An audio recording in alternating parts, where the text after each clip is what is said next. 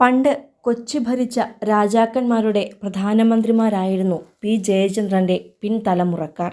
ഇന്ന് നിലനിൽക്കുന്ന പാലിയം കൊട്ടാരവും സ്വത്തുവകകളുമെല്ലാം മുസിരിസ് പ്രൊജക്റ്റിൻ്റെ ഭാഗമാണെങ്കിലും കൊട്ടാരത്തിൻ്റെ എല്ലാ ആചാരങ്ങളും കുടുംബക്ഷേത്രങ്ങളിലെ ഉത്സവങ്ങളിലുമെല്ലാം ഇപ്പോഴും പാലിയം തറവാടുകാർക്ക് പ്രത്യേക അധികാരങ്ങളുണ്ട്. ഇപ്പോഴിതാ പി ജയചന്ദ്രൻ മരിച്ചപ്പോഴും അദ്ദേഹത്തിൻ്റെ സംസ്കാരം നടന്നത് എല്ലാ രാജകീയ ആചാരങ്ങളും അനുസരിച്ചാണ്. അതിൻ്റെ ദൃശ്യങ്ങളാണ് പുറത്തു വന്നിരിക്കുന്നത്. അച്ഛന് ചിത കൊളുത്തുന്നതും മറ്റു ചടങ്ങുകളും എല്ലാം കാണുവാൻ മകളും മരുമകളും പേരക്കുട്ടിയും ഭാര്യ ലളിതയും മാത്രമല്ല മറ്റു ബന്ധുക്കളെല്ലാം അവിടെ എത്തിയിരുന്നു. മകൻ ദിനനാഥനും മറ്റ് ബന്ധുക്കളും ചേർന്നാണ് ചിതയൊരുക്കിയ ഇടത്തേക്ക് ജയചന്ദ്രന്റെ മൃതദേഹം എത്തിച്ചത്. അടുക്കി വെച്ച മരക്കഷ്ണങ്ങളും അതിനുമേൽ പൂക്കളാൽ വിരിച്ച മെത്തയും ഉണ്ടായിരുന്നു. തുടർന്ന് പൂജയും ചടങ്ങുകളും മറ്റും നടക്കവെയാണ് അവിടേക്ക് ഭാര്യ ലളിതയും മകൾ ലക്ഷ്മിയും മറ്റു കുടുംബാംഗങ്ങളുമെല്ലാം എത്തിയത്.